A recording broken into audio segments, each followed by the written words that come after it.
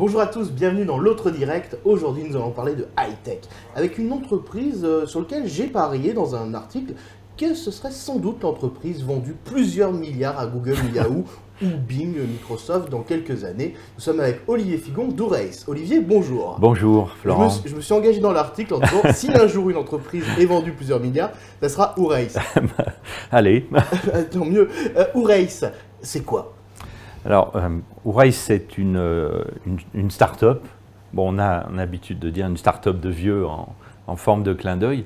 C'est un peu ça. On n'avait pas du tout l'intention, il y a 4 ans, quand on a créé la société, d'aller aussi loin. C'était un peu un jeu au départ. On a travaillé sur des notions un peu disruptives, il faut le dire. On a travaillé des aspects d'achat impulsif, essayer de comprendre la psychologie du visiteur. Vous êtes un monstre avec votre collègue Jean-Luc Marini qui n'est pas là aujourd'hui. Vous avez, il faut le dire, vous avez trouvé la recette pour déclencher l'achat impulsif sur Internet, mais aussi dans les magasins. Ce qui fait aujourd'hui de vous un petit peu on va faire un peu de futur, mais les gens qui ont trouvé une nouvelle façon de pousser les gens à acheter, mais surtout d'acheter les choses dont ils ont besoin. Comment on crée la recette de l'achat impulsif? Les choses dont ils ont besoin, mais dont ils n'ont pas conscience à l'instant T.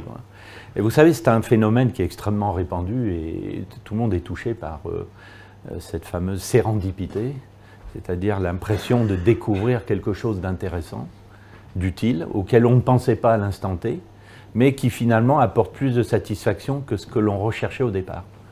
Et c'est extrêmement fréquent. Ça s'appelle d'ailleurs la flânerie, quand on est dans un magasin. Et sur Internet, ce phénomène d'errance également extrêmement fréquent. Et quand on en parle, tout un chacun se reconnaît dans cette situation. Alors, comment on invente la recette de l'achat impulsif? C'est pas de la recommandation classique. Quand vous êtes sur un grand site de vente par correspondance, enfin par Internet, excusez-moi, vous avez acheté un lecteur MP3, on vous propose une carte micro SD qui va dedans. Non, là pour le coup, quand on achète un lecteur MP3, vous allez nous proposer un bouquet de fleurs. Ça peut être ça, ou un voyage. Bon. En réalité, on va chercher le décalage. C'est l'essence de la technologie. On va essayer de surprendre. Mais on ne va pas essayer de surprendre dans des circonstances où la personne a un objectif exprimé, clair, très net. Là, on ne va pas faire grand-chose en fait. On va être comme les autres, on va recommander de la pertinence, peut-être le produit qui lui convient particulièrement. Là où on va être intéressant, c'est lorsque la personne va commencer à errer et à travers sa navigation, on va reconnaître des comportements qui nous feront comprendre que c'est le bon moment pour proposer quelque chose d'inattendu. Et donc ça a commencé, cette idée, elle a commencé il y a 4 ans, quand votre collègue, même plus, quand votre collègue Jean-Luc a fait une thèse de maths, où on mélangeait des sciences cognitives avec les maths, ce qui fait que derrière on trouve cette recette pour l'achat impulsif. Absolument. Aujourd'hui, Ourace a 4 ans, vous l'avez dit tout à l'heure. Comment ça se passe pour Ourace en ce moment? Bon, on a vécu toutes les affres, j'allais dire sans doute habituelles des startups. Il a fallu démontrer la pertinence de cette nouvelle approche. Bon, c'est compliqué parce que plus vous êtes disruptif, moins il y a de points de repère pour les investisseurs et plus c'est compliqué pour eux de prendre les risques. Malgré tout, on a fait notre traversée du désert finalement. On a réussi à convaincre un premier investisseur en 2014, un investisseur local. Et aujourd'hui, on peut dire qu'on a passé le cap, on va dire, voilà, on a passé les 4 ans, on a l'habitude de dire que quand on a passé les 4 ans, on peut s'en tirer. Alors aujourd'hui, on peut être utilisateur de la technologie d'Ourace en allant sur certains sites sans le savoir. Vous travaillez avec qui aujourd'hui? Alors, on a essayé de travailler dans un premier temps avec des secteurs diversifiés, justement pour apporter la preuve que ce nouveau concept fonctionnait et pas uniquement dans un secteur. Donc on travaille dans l'univers de la mode, par exemple. On est actuellement sur un site qui s'appelle Armentieri. On travaille également dans l'univers du sport et du loisir. Alors à la fois à travers un site très connu des pêcheurs qui s'appelle pêcheurs.com, qui est une filiale du groupe Decathlon. Donc ça vous a permis de travailler avec Decathlon? Alors derrière, ça nous a permis de travailler avec Decathlon, effectivement, mais avec leur cellule innovation. Bon, vous savez, Decathlon a cette réputation d'être un groupe extrêmement innovant, à la fois sur leurs produits, mais également sur la façon de comprendre, de chercher à comprendre le comportement de leurs clients, de leurs visiteurs. Donc on a travaillé avec le Head of Innovation, le patron de l'innovation de Decathlon, sur un site expérimental qui est dans le nord, près de Lille, qui préfigure ce que pourront demain être les magasins. On va arrêter ici pour nos amis de TLM et je crois que c'est la première fois que l'autre direct s'arrête sur TLM sur un retournement de situation. Donc je sais que si vous êtes frustré, vous pouvez voir la suite sur lyoncapital.fr. Merci à nos amis de TLM. On revient pour Lyon Capital. Okay. Donc la boutique du futur, c'est pas gentil d'arrêter là pour eux, mais la boutique du futur avec Decathlon, elle ressemble à quoi cette boutique en ce qui vous concerne? Alors on ne le sait pas encore. Et je crois que c'est très important, comme il faut dire ça. Je pense qu'aujourd'hui, on ne le sait pas. Le problème aujourd'hui, c'est qu'on essaye d'utiliser des technologies nouvelles pour faire des usages qui sont déjà anciens, pour refaire les usages qui existent. Donc le problème, c'est qu'il faut créer réellement de nouveaux usages. Et l'intérêt, c'est de faire des expérimentations. Ceci étant, moi, je fais le pari que le magasin du futur est un magasin qui ne ressemblera absolument pas à ce qu'il est aujourd'hui, en termes de relations, en fait. Parce que chez Decathlon, dans leur magasin expérimental, aujourd'hui, comment vous avez développé la technologie du Race? On sait que vous travaillez beaucoup sur les beacons, ces petits objets qui permettent de suivre le client dans les magasins. C'est que le début pour cette technologie. On sait aussi que, ce que vous expliquez sur le décalage, ce sont des nouvelles méthodes pour faire vendre. Et surtout faire vendre des choses dont on a besoin. Si on part un peu dans l'avenir et qu'on se pose des questions sur le magasin du futur, aujourd'hui, on voit des nouvelles expérimentations. Samsung qui fait une boutique qui ne vend rien, d'autres font des boutiques qu'on achète mais on repart sans les produits. Vous pensez qu'aujourd'hui on est dans un tournant sur la vente ou on est vraiment qu'au balbutiement? Je pense qu'on commence à approcher d'un virage. On ne sait pas tellement dans quelle direction ça va partir, mais il y a manifestement une maturité maintenant des technologies. Il faut trouver les usages. Je pense que le magasin doit totalement se réinventer, quitte effectivement à être non plus un espace où on achète des produits, mais un espace où la dimension sociale de l'échange, en fait, va prendre de plus d'importance, à mon avis. On n'est pas obligé, effectivement, c'est une révolution peut-être, l'idée de dire on ne vient pas dans le magasin pour j'allais dire, acheter un produit physique et l'emporter chez soi. Mais je pense que les magasins ont cette révolution à faire. Oui, parce qu'on parle souvent du click and mortar qui pourtant a du mal. Alors pour le vulgariser, c'est que vous achetez sur Internet, vous allez le retirer en magasin.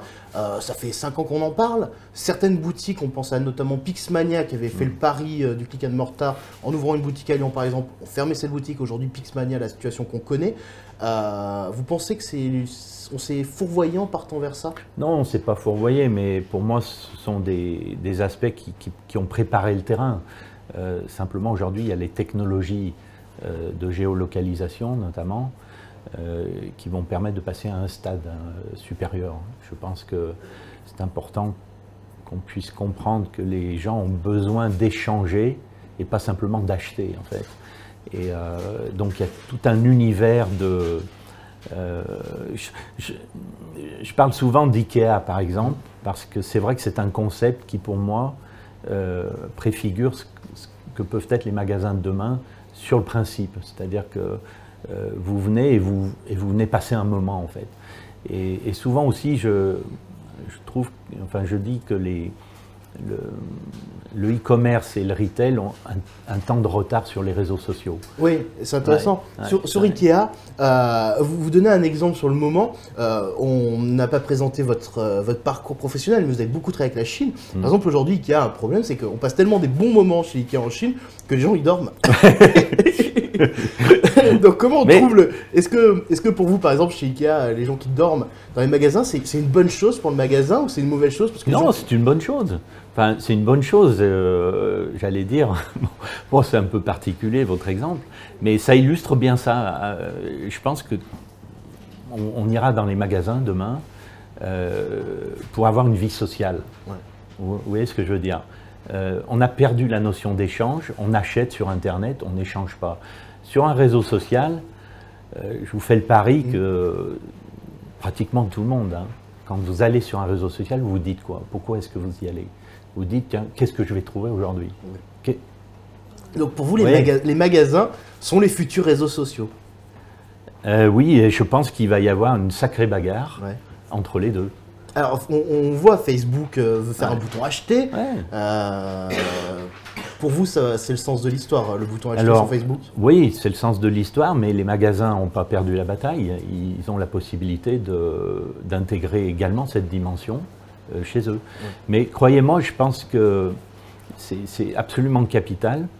Je pense que les gens ont envie d'aller dans un magasin en se disant « Tiens, qu'est-ce que je vais découvrir aujourd'hui ?» Et toute notre technologie a été fondée là-dessus. Mais la majorité des gens qui vont cette idée-là. La majorité des gens qui vont dans un magasin, quand un vendeur vient leur demander « je peux vous aider », ça énerve tout le monde. On n'a pas envie d'être aidé souvent. Et souvent, ce qu'on se rend compte, c'est que les gens vont s'aider avec leur smartphone en temps réel pour aller chercher des choses sur Internet. C'est un gros chantier pour... Mais les retailers, hein, d'une manière générale, les distributeurs ont à réfléchir sur toutes ces problématiques-là, c'est-à-dire effectivement, mais peut-être que si vous voulez, si on conçoit totalement les choses différemment, le fait qu'un vendeur vienne vous voir pour avoir une relation, une discussion avec vous, sera vécu différemment aussi. Ça veut dire que le vendeur, quand il vient vous voir, doit avoir vos données personnelles, doit savoir qui vous êtes et ce que vous aimez ou pas, selon vous? Non, pas forcément, mais de toute façon... je pense qu'on ne peut pas présenter les choses comme ça. Aujourd'hui, c'est très mal accepté. Je pense que c'est un lien social qui doit être recréé dans le magasin. Et je pense que les choses se dérouleront naturellement à ce moment-là, si vous voulez. Les gens, contrairement à ce qu'on peut penser, les gens ne sont pas foncièrement contre le fait qu'on utilise leurs données. Il y a sûrement un modèle à trouver différent, mais la réalité, c'est que tout le monde est forcément intéressé par le fait de se voir proposer quelque chose qui va particulièrement vous apporter du plaisir ou une utilité. On revient sur Race. Vous, tout à l'heure, on parlait du décalage. On est entre nous. Il est où le bluff? C'est du vrai décalage ou vous lancez des... Non. Vous imaginez, notre technologie est aujourd'hui testée par de très gros players. Donc forcément, imaginez bien qu'on passerait au crible de tous leurs tests. Donc bien sûr, il n'y a pas de bluff, il n'y a pas de truc. C'est une réelle avancée. On a travaillé sur cette idée que finalement l'effet de surprise est le plus puissant moteur de la décision. Donc déclenche l'émotion et déclenche l'achat. On va finir sur Race, parce que c'est bien de boucler. Lancer une start-up quand on a 50 ans, c'est quoi? Non, parce que d'habitude, les start-upers qu'on reçoit, ils ont 20 ans. Ils sortent de l'école et tout. Non, en fait, c'est assez inexplicable en réalité. Jean-Luc, comme vous l'avez mentionné au départ, c'est parti d'une thèse qu'il a faite sur le tard. Et puis en fait, on était pris dans une spirale. Je dirais, on a franchi une étape, puis une deuxième, puis une troisième. Et plus on franchissait d'étapes, et plus c'était difficile de ne pas y aller. Enfin, alors, il y aura le lien sous cet article, parce qu'on avait déjà fait un portrait de l'entreprise dans Lyon Capital et sur lyoncapital.fr. Vous êtes quand même l'entreprise qui a refusé 5 millions, enfin, ou même plus, je ne sais plus. Les chiffres changent tout le temps.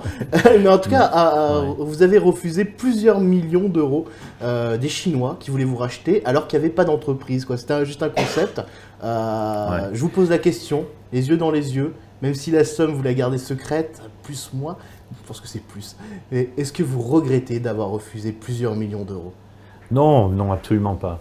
En fait, quelle que soit l'issue de cette aventure, non, on ne peut pas regretter. Et puis, on n'a pas, bon, on plaisante beaucoup autour de cette histoire, c'est vrai, on n'a pas particulièrement une fierté à avoir fait ça. C'est vrai qu'on a été approché lorsque la thèse de Jean-Luc a été publiée par des gens assez haut placés chez Google, chez Yahoo. C'est un fait. C'est vrai qu'on a décliné, mais on n'en tire pas une fierté particulière. C'est qu'à l'époque, ça nous paraissait n'avoir aucun sens. Il n'y avait rien, c'était un concept. Il s'intéressait également à ce concept de sérendipité. Simplement pour nous, c'était pas mûr, c'était pas le bon moment. Vous pensez qu'ils ont vu chez vous à ce moment-là des choses que vous-même n'aviez pas encore vues? Probablement, oui. Probablement, parce que derrière, on a travaillé pratiquement pendant 3 ans pour faire sortir le produit. Non, je pense que ce sont des concepts qui les intéressent. Vous savez, récemment, Google a sorti une très belle étude, très intéressante pour nous d'ailleurs, qui valide pratiquement notre démarche, et qui est intitulée « L'immédiateté bat la fidélité ». Donc c'est l'acceptation que là, dans l'instant, il se passe des choses qu'aucun modèle travaillant sur vos achats passés, votre supposé profil, etc., ne peut résoudre, quoi. Donc oui, je crois que c'est un truc très important pour eux. Peut-être que ça bouleverse certains aspects d'architecture chez eux. Et ça, c'est une hypothèse que l'on fait pour expliquer qu'aujourd'hui, on ait conservé une avance. Je pense qu'on a réellement une avance sur le marché. Ouais. Et vous êtes plutôt actuellement en train de faire une levée de fonds. Bon, on va pas trop en dire. Oui. J'aurais 2 ou 3 millions, peut-être que je viendrai, mais je ne suis que journaliste. Mais en tout cas, quand vous voyez écrit dans Lyon Capital, si un jour il y a une entreprise qui est rachetée plusieurs milliards, vous pensez que c'est un effet de manche journalistique ou vous y croyez vraiment? Non, mais bon, forcément, n'importe quel entrepreneur, pour nous, des réussites comme Google, ce sont des modèles. Je veux dire, on est admiratif quand même devant des parcours pareils. On peut toujours s'imaginer, je pense qu'on s'y est pris un peu tard. Mais en fait, avec Jean-Luc, c'est pas trop notre problème. Bon, le vecteur financier est important, mais à notre âge, il est quand même nettement moins. On continue à se faire plaisir. Bien sûr, il adviendra ce qu'il adviendra. Hein. C'est l'histoire qu'il écrira. Et on va finir là-dessus. Vous avez fait la fusion Rhône-Alpes-Auvergne avant tout le monde. Oui, c'est vrai, c'est vrai. Parce que l'entreprise est basée à Clermont et à Lyon. Voilà. Et maintenant que la fusion est faite, vous avez envie de dire d'aller voir le président Laurent Wauquiez qui est très branché numérique, lui dire on existe, ou globalement vous pensez qu'Orex aujourd'hui peut faire son petit chemin sans forcément dépendre des subventions politiques? Je vous pose la question parce que souvent quand on parle avec des patrons high-tech, on dit on a du mal et tout. Visiblement vous pour l'instant ça va bien. Non mais bon, faut le dire, hein, c'est pas, je ne suis pas le seul d'ailleurs à expliquer ça.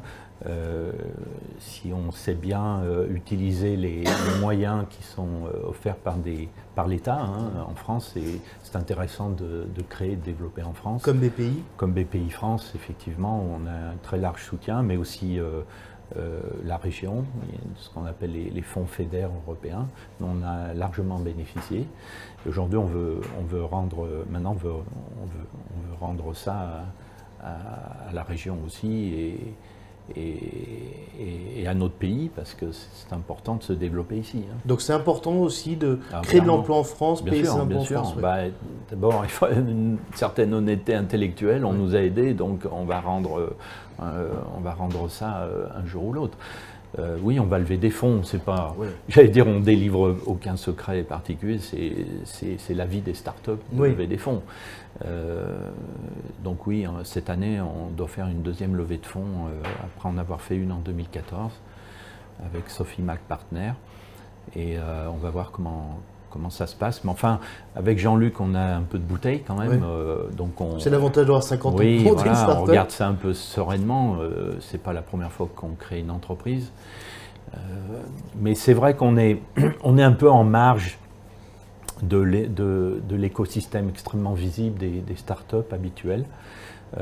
Parce qu'à notre âge, on n'a aussi pas tellement besoin de ça. Bon, alors on est ravis d'être ici, bien sûr.